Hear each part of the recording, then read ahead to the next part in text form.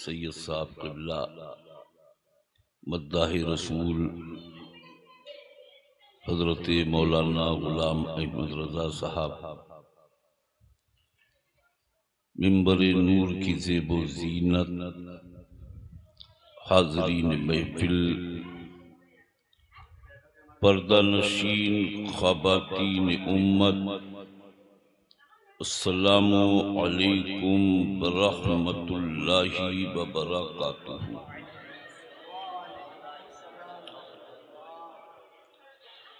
نحمدہ ونصلی علی رسولہ الکریم،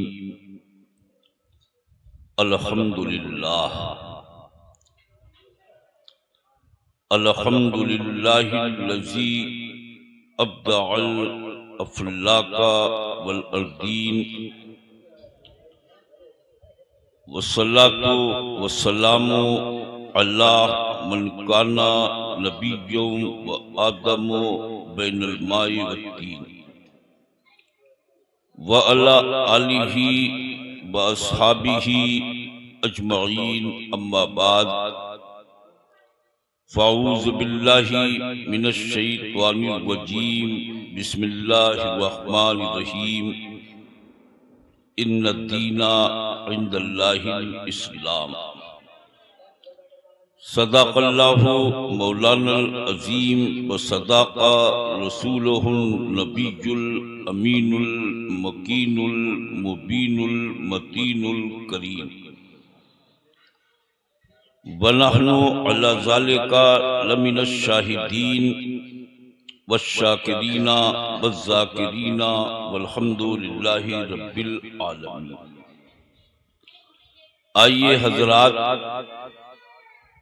کچھ کہنے سے پہلے ہم سب مل کر اپنی روایت اور اپنے پرخوں کی اس روایت کو مد نظر رکھتے ہوئے اپنی اور ساری کائنات کے مرکز عقیدت یعنی مصطفیٰ جان رحمت، شمع بزم ہدایت، نو بہار شفاعت، عرش کی زیب و زینت، فرش کی طیب و نزہت، جن کی شان انا اعطینا کالکوثر، آئیے اس مقدس رسول ہاشمی کی بارگاہ میں پوری زندگی کے ساتھ بآواز بلند ہدیہ درود و سلام پیش کریں، پڑھیں اللہم صلی علی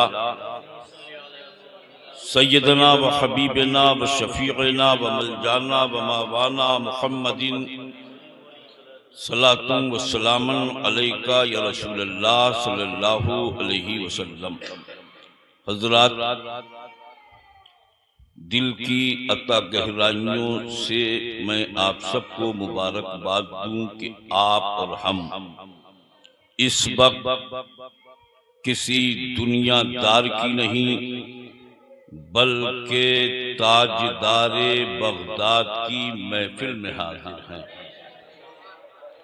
اللہ رب العزت ہماری اور آپ کی حاضری کو قبول فرمائے، اور دل کی عطا گہرائیوں سے مبارکباد دوں گا اپنے محب گرامی وقار عالی جناب افسر حسین صاحب کو، کہ جنہوں نے اپنے مکان پر ہر سال کی طرح امسال بھی کسی دنیا دار کی نہیں بغداد کے غوث اعظم کی محفل کو سجایا ہے۔ رب کی بارگاہ میں دعا ہے کہ مولا، انہوں نے تیرے حبیب کے لاڈلے کی محفل سجائی، مولا تو ہم سب کی زندگی کو سجا دے، ہم سب کے گھروں کو سجا دے، مولا ان کی زندگی کو آباد فرما دے۔ بڑی اچھی اچھی نعتیں آپ نے سنی۔ اب چونکہ میں تو گھر کا ہوں، کئی سال مجھے آتے ہوئے کانٹینیو تقریر سنتے ہوئے آپ کو گزر گئے۔ اب چونکہ ہمارے بڑے قیمتی مہمان یہاں موجود ہیں جو دور و دراز سے چل کر تشریف لائے، ہمارے اور خوشی کی بات یہ ہے کہ ہماری بزم میں ایک آل رسول بھی موجود ہیں. کیا نام ہوا سید صاحب؟ ماشاءاللہ حضرت سید فرید میاں صاحب، ان کی سرپرستی ہے، اور ہمارے محب گرامی وقار شاعر اسلام جناب غلام رضا صاحب کا اچھا کلام ہونا ہے، ان حضرات کے بیانات ہونا ہے، اور آخر میں ہمارے مفتی مدثر صاحب کی دعا ہونا ہے. بہت لمبی بات نہ کر کے چند باتیں.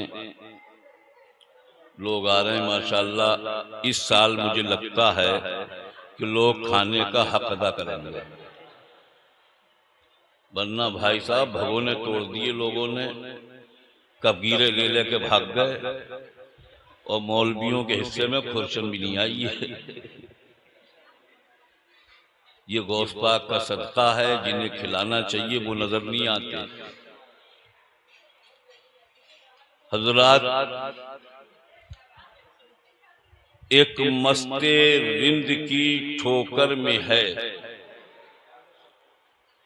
اب بیٹھ کے کچھ دیر ذکر سنیے، اور کچھ باتیں، یہ محفل اس لیے بھی ہوتی ہے یہاں کچھ باتیں سیکھی جاتی ہیں. ایک مست رند کی ٹھوکر میں ہے شاہیاں سلطانیاں دارائیاں، کیف پیدا کر سمندر کی طرح وسعتیں گہرائیاں خاموشیاں، اور آتی ہیں روز روز کہاں ایسی ہستیاں، بستی ہیں جن کے دم سے محبت کی بستیاں. اور جگر مراد آبادی نے کہا تھا کہ ایک لفظ محبت کا بس اتنا فسانہ ہے، ایک لفظ محبت کا بس اتنا فسانہ ہے، سمٹے تو دل عاشق پھیلے تو زمانہ ہے. اور کیا حسن نے سمجھا ہے، کیا عشق نے جانا ہے، ان خاک نشینوں کی ٹھوکر میں زمانہ ہے. اور شاہوں سے ہم کو افضل و اعلیٰ بنا دیا، شاہوں سے ہم کو افضل و اعلیٰ بنا دیا، رب نے ہمیں حضور کا منگتا بنا دیا. اور پیدائش حضور تھی منظور جس جگہ، پیدائش حضور تھی منظور جس جگہ، رب نے اسی زمین پہ کعبہ بنا دیا. پیدائش حضور تھی منظور جس جگہ، رب نے اسی زمین پہ کعبہ بنا دیا. اور لے کے جو پہنچا قبر میں عشق نبی کا داغ، لے کے جو پہنچا قبر میں عشق نبی کا داغ، منکر نکیر نے مجھے دولہا بنا دیا. لے کے جو پہنچا قبر میں عشق نبی کا داغ، منکر نکیر نے مجھے دولہا بنا دیا. اور ان کی نگاہ فیض نے اللہ کی قسم خواجہ پیا کو ہند کا راجہ بنا دیا.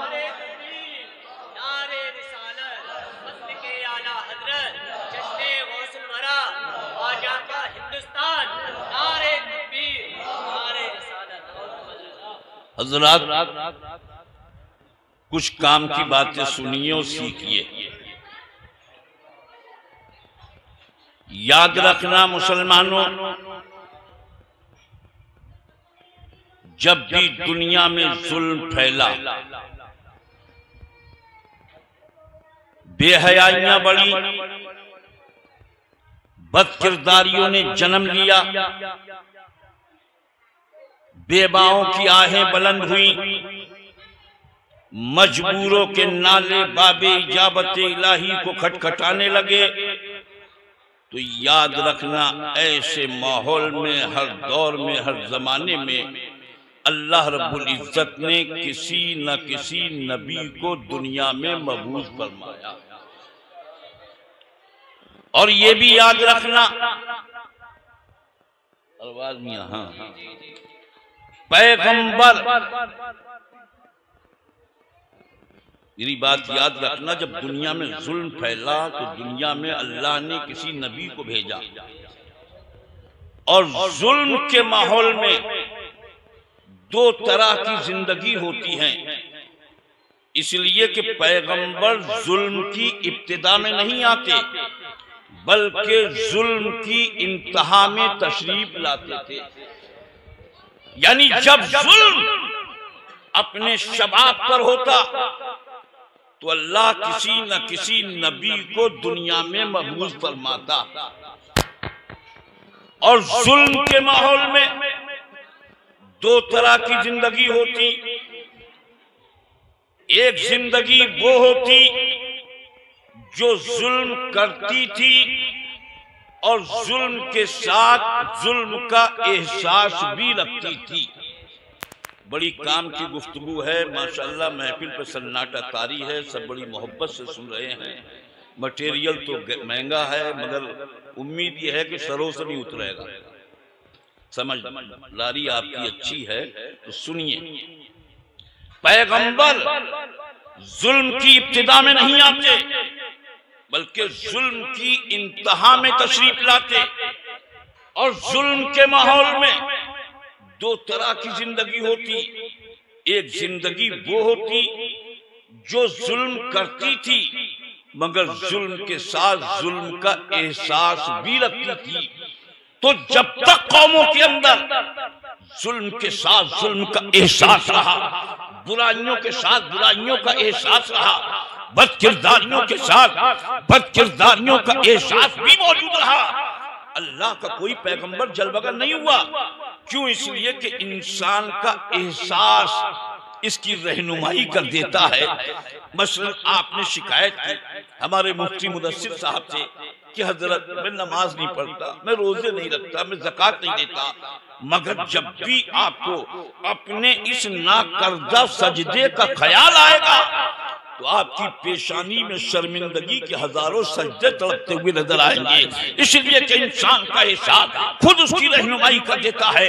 مگر مسلمانوں، تاریخ کا وہ لمحہ کتنا خطرناک ہوگا کہ جب ظلم تو موجود ہو مگر ظلم کا احساس فنا ہو جائے، گناہ تو موجود ہو مگر گناہ کا احساس فنا ہو جائے، تو اللہ کا کوئی پیغمبر انسانوں کو احساس کا آبگینہ دینے کے لیے جلوگر ہوتا ہے، احساس کی دولت سے نوازنے کے لیے آتا ہے۔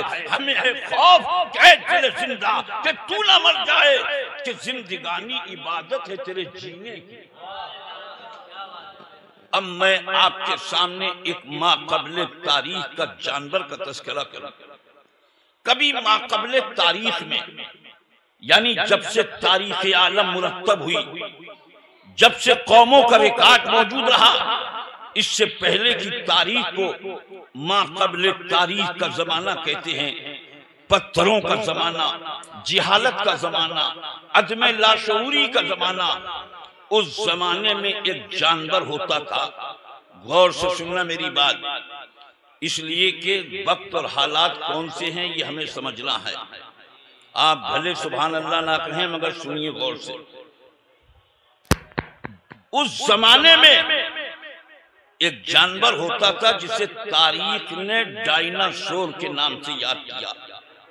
بہت بڑا جانور تھا، اتنا بڑا جانور تھا کہ جہاں بیٹھ جاتا تو معلوم ہوتا تھا کہ پہاڑ بیٹھا ہوا ہے۔ سارے جانور خوف کے مارے بھاگتے تھے، کوئی قریب نہیں آتا تھا، اور اتنا بڑا پیٹ تھا اس کا کہ زندگی بھر کھاتا تھا۔ اب بلن اس کا پیٹ نہیں بھرتا، اور اگر کبھی بھر جاتا تو چین کی نیند سو جاتا۔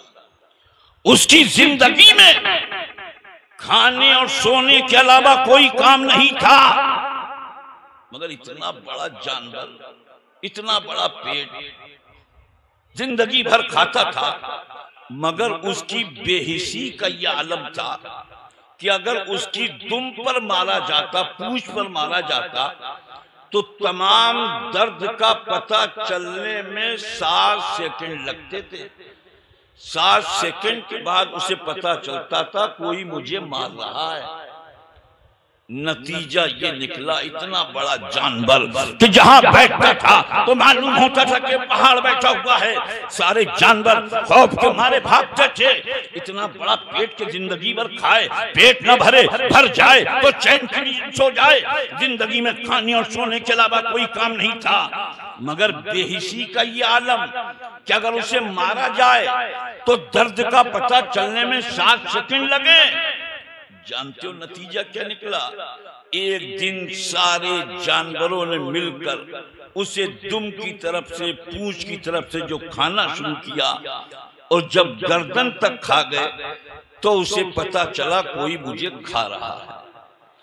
نتیجہ یہ نکلا کہ پہاڑ جیسا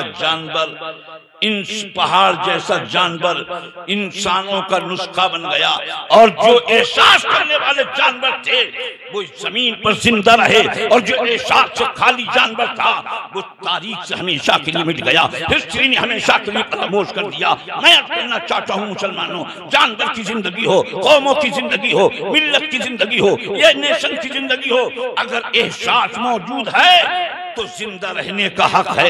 اگر احساس موجود نہیں ہے تو یہ قومیں بھی مٹ جائیں گی، یہ انسان بھی مٹ جائیں گے۔ اب آپ اس جانور کی زندگی میں ہم اپنی زندگی کا جائزہ لیں تو کہ آج ہماری زندگی کھانا پوری کا نام نہیں ہے، ہم کھاتے ہیں یا سوتے ہیں، نہ ہمیں قومی درد ہے، نہ ملی مسائل کا درد ہے، ہمارے اعضاء کٹ رہے ہیں، ہمیں احساس نہیں ہوتا۔ میں عرض کرنا چاہتا ہوں مسلمانوں، اگر ہمیں زندہ رہنا ہوگا تو احساس کی دولت کے ساتھ زندہ رہنا ہوگا، اس لیے کہ وہ قومیں زندہ نہیں رہتی جن سے احساس کی دولت چھین لی جاتی ہے۔ اس کا یہ مطلب نہیں کہ انسان نقصان سے دوچار نہیں ہوگا، قومیں نقصانات سے دوچار نہیں ہوں گی، جماعتیں نقصانات سے دوچار نہیں ہوں گی، نقصانات سے ضرور دوچار ہوں گی، مگر یہ دنیا سوز و حیات سے بھری پڑی ہے۔ اس لیے کہ وہ قوم جو احساس نظامت کھو بیٹھی ہو، نہ اس قوم کے ابھرنے کے امکانات ہیں، نہ کامیاب ہونے کے۔ حضرات، انبیاء کرام دنیا کو احساس کی دولت دینے کے لیے آتے تھے۔ ہر دور میں انبیاء کرام آئے، آخر میں ہمارے مصطفیٰ دنیا میں تشریف لائے۔ اتنا یاد رکھنا، جتنے نبی آئے اللہ نے انہیں جس زمین پہ بھیجا جہاں وہ پیدا ہوئے تھے وہ بڑی نرم زمینیں تھیں، پہاڑوں کی زمینیں، رانائیوں کی زمینیں، اور آخر میں ہمارے آقا جس زمین پہ تشریف لائے تھے وہ بڑی سنگلاب زمین تھی، ایسی پتھریلی زمین تھی، ایسی پتھریلی زمین تھی کہ ہمارے آقا روز ہدایت کا پھول بن کر نکلتے تھے اور زخمی ہو کے لوٹتے تھے۔ میں جن کے بعد تھے کچھ پھول لے کے نکلا تھا، انہی کے ہاتھ کے پتھر میری تلاش میں ہیں۔ عالم یہ تھا کہ زمین بھی پتھر تھی، دل بھی پتھر کے، ماحول بھی پتھر تھا، خدا بھی پتھر کے۔ اس پتھریلی زمین پر اللہ نے ہمارے نبی کو حکم دیا کہ اے پیغمبر، ان پتھروں کو دھڑکنا سکھا دو، پتھروں کو بولنا سکھا دو، پتھروں سے کلمہ پڑھوا دو۔ خدا کی قسم دنیا نے دیکھا تھا کہ صرف 23 سال کی مدت میں پتھروں کو دھڑکنا سکھا دیا تھا، پتھروں کو لالا کا ذکر دیا تھا۔ جن کے ہاتھوں میں پتھر تھے وہ زمانے کے امیر کارواں بن گئے، جن کے ہاتھوں میں پتھر تھے وہ خالد اعظم بن گئے، جن کے ہاتھوں میں پتھر تھے وہ فاروق اعظم بن گئے۔ ایک عرب نے آدمی کا بول بالا کر دیا، خاک کے ذرے کو حمدوں سے سریا کر دیا، خود نہ تھے جو راہ پر اوروں کے ہادی بن گئے۔ کیا نظر تھی جس نے مردوں کو مسیحا کر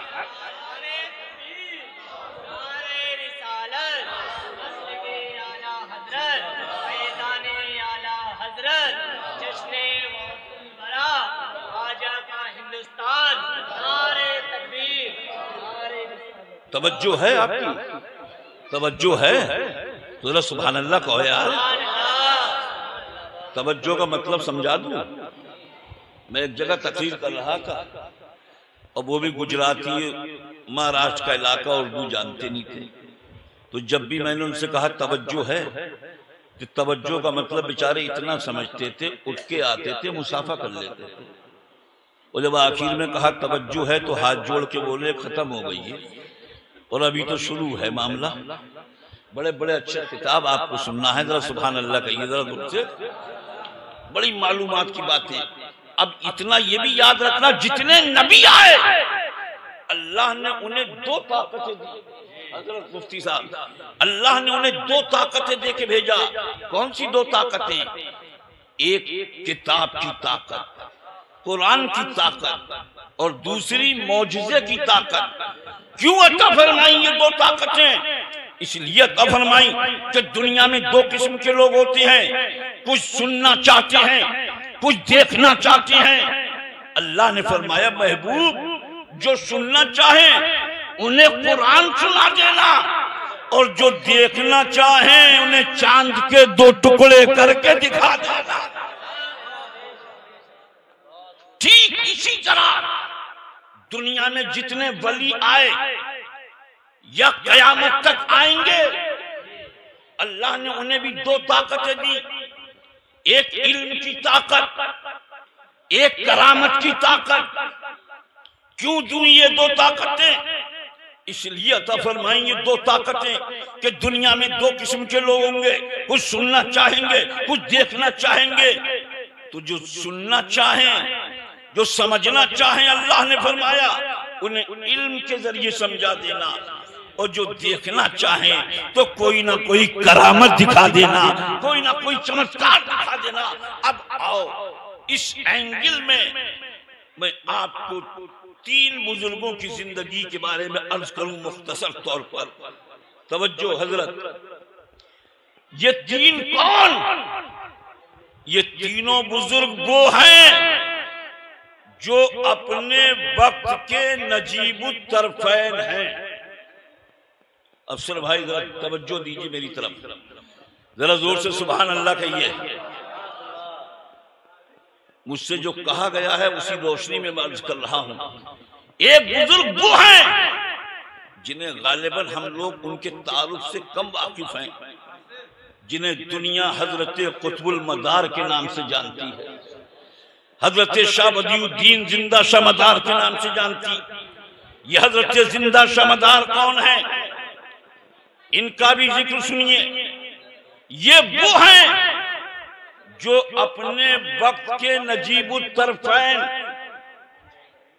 والد اور والدہ کی طرف سے حسنی حسینی سید، اور دوسرے بزرگ وہ جنہیں دنیا غوث اعظم کے نام سے جانتی ہے۔ کون غوث اعظم؟ وہ غوث اعظم جو پیروں کے پیر ہیں، میروں کے میر ہیں، ولیوں میں بے نظیر ہیں، جن کا پیغام عالمگیر ہے اور جن کی بات پتھر کی لکیر ہے۔ کون ہے غوث اعظم؟ وہ غوث اعظم جو بیٹھے ہوتے تھے تو جن کے پاس رب کی بارگاہ سے آواز آتی تھی کہ عبد القادر تو مانگ کیا مانگتا ہے؟ تو میرے غوث چچے مولا دے دے۔ پھر یہ آواز آئی کہ عبد القادر مانگ کیا مانگتا ہے؟ تو میرے غوث چچے مولا دے دے۔ پھر یہ آواز آئی کہ عبد القادر مانگ کیا مانگتا ہے؟ تو میرے غوث چچے ہیں کہ پروردگار میری خواہش یہ ہے کہ میرا کوئی بھی چاہنے والا جہنم میں نہ جائے، چاہنے والا جہنم میں نہ جائے۔ تو رب کی بارگاہ سے آواز آتی ہے عبد القادر صرف تمہارا چاہنے والا ہی نہیں، جو بھی محبت سے تمہارا نام لے لے گا مرنے سے پہلے پہلے میں اسے توبہ کی توفیق عطا کروں۔ حضرت زندہ شاہ مدار جانتے ہو یہ کس کی اولاد ہیں؟ ہمارے آقا کی بیٹی ہیں خاتون جنت۔ خاتون جنت کے بیٹے ہیں حضرت امام حسین۔ معلومات کے لیے یاد بھی رکھیے، حضرت امام حسین کے بیٹے ہیں حضرت امام باقر، حضرت امام باقر کے بیٹے حضرت امام جعفر، حضرت امام جعفر کے بیٹے حضرت اسماعیل اول، حضرت اسماعیل اول کے بیٹے حضرت شاہ محمد، حضرت شاہ محمد کے بیٹے حضرت اسماعیل ثانی، حضرت اسماعیل ثانی کے بیٹے حضرت ظہیر الدین، حضرت ظہیر الدین کے بیٹے حضرت بہاؤالدین، حضرت بہاؤالدین کے بیٹے حضرت قطب الدین، اور حضرت قطب الدین کے بیٹے ہیں حضرت شاہ بدیع الدین زندہ شاہ مدار علیہ رحمت و رضوان، حسنی حسینی سید ہیں۔ اور ماں کون؟ ماں ہیں حضرت فاطمہ ثانیہ، غوث پاک کی والدہ ہیں حضرت فاطمہ ام الخیر۔ حضرت فاطمہ ثانیہ فرماتی ہیں کہ جب میرا بیٹا بدیع الدین قطب المدار جب دنیا میں آئے تھے، جس حجرے میں پیدا ہوئے تھے، جب میرے بیٹے کی پیدائش ہوئی تو پورا حجرہ نور سے جگمگ ہو گیا تھا، پورا حجرہ روشن ہو گیا تھا۔ اسی کو اعلیٰ حضرت کہتے ہیں تیری نسل پاک میں ہے بچہ بچہ نور کا، تو ہے عین نور تیرا سب گھرانہ نور۔ حضرت غوث پاک کی والدہ فرماتی ہیں کہ میرا بیٹا عبدالقادر ابھی دنیا میں نہیں آیا ہے، مگر کوئی آواز دینے والا آواز دے رہا ہے کہ فاطمہ ام الخیر، یہ جو تمہارے گھر میں آ رہے ہیں یہ ہمارے محبوب ہیں۔ حضرت زندہ شمعدار جب دنیا میں آئے، 4 سال 4 ماہ 4 دن کی عمر، ماں استاد کے پاس گئی لے کر۔ اس زمانے کے بہت بڑے عالم حلب کی سرزمین پر ان کے پاس علم حاصل کیا اور 14 سال میں تمام علوم حاصل کر لیے۔ غوث پاک کی والدہ 4 سال کی عمر میں حضرت ابو سعید مخزومی کے پاس غوث پاک کو لے کر گئیں۔ جیسی آپ پڑھنے کے لیے بیٹھے اور استاد نے کہا کہ بیٹے عبدالقادر پڑھو، غوث اعظم خاموش، پھر کہا بیٹے پڑھو، پھر غوث اعظم خاموش، پھر کہا بیٹے پڑھو، پھر غوث اعظم خاموش۔ جیسے 4تھی مرتبہ استاد نے کہا کہ بیٹے عبدالقادر پڑھو، اب میرے غوث نے جب پڑھنا شروع کیا تو اتنا پڑھا اتنا پڑھا اتنا پڑھا کہ استاد کو کہنا پڑ گیا کہ بیٹے پڑھنے آیا ہے یا پڑھانے گئے۔ 18 پارے جو قرآن کے سنائے، استاد حیرت میں پڑھ کے بولے بیٹے تم نے یہ کہاں یاد کی؟ تو آپ نے کہا سنو، میری ماں جب قرآن کی تلاوت کرتی تھی تو اپنی ماں کے شکم میں یاد کر لیتی۔ حضرت قطب المدار زندہ شمعدار علیہ رحمہ گھر سے اجازت لے کر 14 سال کی عمر میں تمام علوم حاصل کیے اور اس کے بعد پیر کی تلاش میں نکلے۔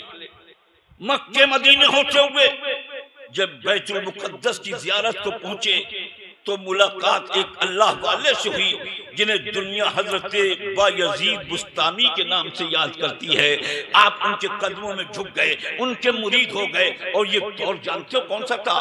242 ہجری، آج 1500 ہجری چل رہی ہے، 242 ہجری، یعنی ہمارے آقا کی آمد کے 242 سال کے بعد حضرت قطب المدار دنیا میں تشریف لائے تھے۔ اور اس کے بعد جب لوٹ کر گھر آئے تو ایک دن سرکار خواب میں تشریف لائے اور کہا اے بدیع الدین، اے بدیع الدین تم آؤ، ہمارے روزے کی زیارت کے لیے آؤ۔ اب جانتے ہو مسلمانوں، دنیا کے لوگ جاتے ہیں کعبے کو دیکھنے کے لیے، مدینے کو دیکھنے کے لیے، مگر کعبے والا خود زندہ شمعدار کو اپنی بارگاہ میں بلا رہا ہے۔ اور جب آقا کی بارگاہ میں گئے تو جانتے ہو کسی نے سرکار کے روزے کو دیکھا، کسی نے گنبد خضرا کو دیکھا، کسی نے سنہری جالیوں کو دیکھا، مگر حضرت قطب المدار نے سرکار دو عالم کو دیکھا تھا۔ سرکار دو عالم صلی اللہ علیہ وسلم کی زیارت کی اور جب پوچھا گیا کہ آقا کیسے ہیں تو گویا کہ اعلیٰ حضرت کی زبان میں کہہ رہے ہیں کہ اللہ کی سرکار با قدم شان ہے، یہ انسان نہیں انسان، وہ انسان ہے یہ۔ قرآن تو ایمان بتاتا ہے انہیں، ایمان یہ کہتا ہے میری جان۔ آقا کی بارگاہ سے اجازت ملی، آقا نے فرمایا بدیع الدین ہندوستان جاؤ، دین کی تبلیغ کے لیے جاؤ۔ ہندوستان کے لیے نکلے، سمندری راستے سے آ رہے تھے، مگر اللہ والا تو ہر جگہ اپنا کام کرتا ہے۔ جو کشتی میں بیٹھے تھے انہیں دین کی دعوت دی، وہ لوگ منکرین کی جماعت تھی، آپ کے مخالف ہوئے، یہاں تک کہ آپ کو کشتی سے نیچے پھینک دیا، مگر اللہ نے پوری کشتی کو غرق کر دیا۔ آپ پھر کشتی کے تختے بیٹھ کر گجرات کے کھمبا شہر کے کنارے پر اترے تھے، اور جب لباس کو دیکھا تھا لباس پھٹ چکا تھا، بھوک شدت کی لگ رہی تھی، تو اس وقت آپ نے یہی دعا کی تھی کہ پروردگار میری خواہش یہ ہے کہ زندگی میں مجھے کبھی بھوک نہ لگے، کبھی پیاس نہ لگے، کبھی میرا لباس میلا نہ ہو۔ دعا کا یہ اثر ہوا کہ پوری زندگی لباس نہیں بدلا، مگر کبھی لباس میلا نہیں ہوا تھا، کبھی زندگی میں بھوک نہیں لگی تھی۔ یہ نجیب الطرفین دوسرے سرکار بغداد سیدنا شیخ عبدالقادر جیلانی، مسلمانوں یہ صرف وہ بزرگ نہیں تھے کہ جن کی صرف ہم کرامتیں سن رہے ہیں کہ انہوں نے دریا کشتی کو نکال دیا تھا، کشتی کو ترا دیا تھا، ایسے نہیں تھے غوث اعظم۔ کرامتیں تو ان کے نخونوں میں تھی. یہ عالم کا کرامت کا کہ ابن تیمیہ جیسا مولوی، یہاں اس کے بہت ماننے والے ہیں، وہ بھی اپنی کتاب میں لکھ گیا کہ شیخ عبد القادر جیلانی کی کرامتوں کو دیکھو تو وہ کرامتیں تو حد تواتر تک پہنچ گئی. وہ غوث اعظم، مگر علمی دنیا میں دیکھو، بغداد کے مدرسے میں پڑھنے کے لیے گئے تھے تو بڑے بڑے بادشاہوں کے بڑکے، بڑے بڑے بادشاہوں وزیروں کے بچے پڑھ رہے ہیں. اس مدرسے میں مالداروں کے، دولت مندوں کے بچے پڑھ رہے ہیں. خادم ان کے ساتھ، نوکر ان کے ساتھ، غلام ان کے ساتھ. جب وہ بچے چلتے تو نوکر کہتے ہوئے جاتے، راستہ دے دو، فلاں بادشاہ کا بیٹا آ رہا ہے، راستہ دے دو، فلاں کا بیٹا آ رہا ہے. مگر جب غوث اعظم چلتے تو غلام نہیں ہوتے تھے بلکہ فرشتے آگے آگے ہوتے تھے اور کہتے تھے اے لوگوں راستہ دے دو، اللہ کا ولی آ رہا ہے، راستہ دے دو، اللہ کا ولی گزر رہا ہے، راستہ دے دو، اللہ والا آ رہا ہے. بغداد کے مدرسے میں 20 سال تک تعلیم حاصل کی اور 20 سال کے بعد تاریخ بتاتی ہے 33 سال تک بغداد کی مسند پر بیٹھ کر پڑھاتے رہے. تقریر ابھی نہیں کرتے تھے مگر ایک دن سرکار تشریف لائے. کہا عبد القادر تم باز کیوں نہیں کہتے، تقریر کیوں نہیں کہتے؟ کہا یا رسول اللہ میں اجمی ہوں، یعنی عرب کے علاوہ میری زبان میں لکنت ہے. سرکار نے 7 مرتبہ اپنا لعاب دہن منہ میں ڈال دیا. اب تقریر کرنے کے لیے کھڑے ہوئے مگر مجمع دیکھ کے جھجک رہے تھے کہ اتنی دیر میں مولائے کائنات تشریف لے آئے. اور 6 مرتبہ اپنا لعاب دہن ڈالا. اور غوث اعظم جب تقریر کرنے کے لیے کھڑے ہوئے ہیں تو لاکھوں لاکھ کا مجمع ہوتا تھا، 70 ہزار کا مجمع ہوتا تھا. عالم یہ ہوتا تھا کہ تقریر بغداد میں کرتے تھے، ملک شام کے لوگ سنا کرتے تھے. تقریر بغداد میں کر رہے ہیں، عراق و ایران کے لوگ سن رہے ہیں. ملک شام کا رہنے والا آپ کا ایک عاشق آ کے کہتا حضور میں آپ کی تقریر سننے کے لیے آیا ہوں. آپ نے فرمایا اتنی دور کا تم نے سفر کیا ہے. کہا حضور اگر نہیں کرتا تو اتنی اچھی تقریر کیسے سنتا؟ تو آپ نے فرمایا کہ میاں تقریر سننا فرض نہیں ہے. کہا حضور نہیں سنوں گا تو آپ کی باتیں سننے کیسے ملیں گی؟ کہا ایک کام کیا کرو. کہا کیا کام؟ ایک گول دائرہ بنا کر اپنے گھر میں بیٹھ جایا کرو، رخ بغداد کی طرف کر لیا کرو، تو جو تقریر بغداد والے بغداد میں سنیں گے وہ تقریر تم اپنے گھر میں بیٹھ کر سنیں گے. اب جب آپ کی تقریر کا وقت ہوتا تو وہ گول دائرہ بنا کر اپنے گھر میں بیٹھ جاتے، رخ بغداد کی طرف کر لیتے، اور جو تقریر بغداد والے بغداد میں سنتے وہ تقریر وہ اپنے گھر میں بیٹھ کے سن لیتے. وہ عالم تھا کہ تقریر کر رہے تھے، پانی برسنے لگا. آسمان کو غصے میں دیکھ کے فرمایا میں نے تجھے جمع ہونے کے لیے کہا تھا، برسنے کے لیے نہیں کہا تھا. تاریخ بتاتی ہے اتنا کہنا تھا پورے بغداد میں بارش ہوتی رہی. غوث اعظم جہاں تقریر کر رہے ہیں پانی کا ایک قطرہ بھی نہیں گر رہا. ان کی زندگی، ان کے حالات پر روشنی ڈالی جائے. زمانہ گزر جائے کس کی مجال کے غوث پاک کی زندگی سنا دے. اس کم وقت میں مگر اتنا یاد رکھنا مسلمانوں، غوث اعظم کی پوری زندگی ہم نے پڑھی، صرف ایک چیز ہم نے اخذ کی ہے کہ آج جو آپ دیکھ رہے ہیں گھر گھر غوث پاک کی بریانی، گھر گھر غوث پاک کا لنگر، یہ میرے غوث نے غریبوں کے کا انتظام کیا تھا. یہ کوئی آج کی بات نہیں. ہم نے تاریخ میں پڑھا ہے کہ کبھی لوگ جامع مسجد کی سیڑھیوں پر میرے غوث کی بریانی پکا کر راہگیروں کو کھلاتے تھے. انگریزی حکومت کا زمانہ تھا. ایک انگریز افسر اس راستے سے گزر گیا، بریانی کی خوشبو ناک میں آئی تو دل میں بولا کہ یار جس کھانے کی خوشبو کا یہ عالم ہو اس کے ذائقے کا عالم کیا ہوگا. قریب آ کے بولا کہ ہمیں بھی کچھ کھانے کو مل سکتا ہے. تو لوگوں نے کہا یہ تو غوث کا صدقہ ہے، تو بھی کھا لے. ایک پلیٹ بریانی کی اس انگریز کو دی اور جیسی اس نے ایک نوالا بنایا منہ میں رکھا. تاریخ میں لکھا ہے کہ وہ نوالا اس کے حلق سے نیچے نہیں اترا کہ انگریز نے کلمہ پڑھنا شروع کر دیا. تو لوگوں نے اس سے کہا کہ تجھے دیکھنے والے میں کیا نظر آیا؟ کہتا ہے میں پوچھا کیا نظر آیا؟ میں سمجھ گیا کہ جس قوم کے کھانے کا یہ عالم ہو اس قوم کے مذہب کا عالم کیا ہوگا، اس قوم کے دین کا عالم کیا ہوگا۔ وہ غوث اعظم جنہوں نے غریبوں کے لیے ایسی گیارہویں نانا نے مقبول فرمائی کہ آج لوگ گھر گھر میں گوشت کا صدقہ کھا رہے ہیں، مگر ہم یہ دیکھ رہے ہیں میرے عزیز آج لوگوں نے اس 11ویں شریف کو بھی فیشن بنا دیا۔ ایسا مالدار، ایسا سڑا ہوا وہابی، وہ بھی غوث پاک کی بریانی آستین سمیٹ کے کھا رہا ہے۔ تیرا کھائیں تیرے غلاموں سے الجھے ہے منکر جب کھانے گرانے والے، تم یہ نہیں دیکھتے یہ ہم کس کا صدقہ کھا رہے ہیں؟ صرف کھانے سے ہی مطلب یہ بھی پوچھ لیا کرو یہ کس کا صدقہ ہے؟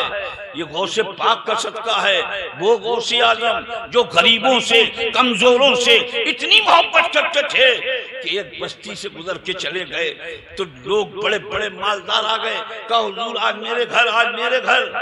میرے غوث نے فرمایا یہ بتاؤ اس بستی میں اس گاؤں میں سب سے زیادہ غریب کون ہے، کمزور کون ہے؟ کہا فلاں آدمی ہے جس کے مکان پہ چھت بھی نہیں۔ فرمایا یہ ذمہ داری عبد القادر کی ہے۔ کہا فلاں آدمی ہے جس کی یہاں رہنے بیٹھنے کی جگہ نہیں۔ کہا یہ ذمہ داری بھی عبد القادر کی، تو مجھے اس کے یہاں لے کر چلو۔ اب جب میرے غوث اس غریب کے گھر میں بیٹھے ہیں، لوگ ملنے والے آئے، اتنا نذرانہ آیا، جو بھی آیا اس غریب کو عطا کر دیا۔ 1 رات میں اسے مالدار کر دیا، اور جب دوبارہ لوگ گزرے تو لوگوں سے آپ نے پوچھا کہ یہاں سب سے زیادہ مالدار کون ہے؟ لوگوں نے کہا ایک آدمی ہے۔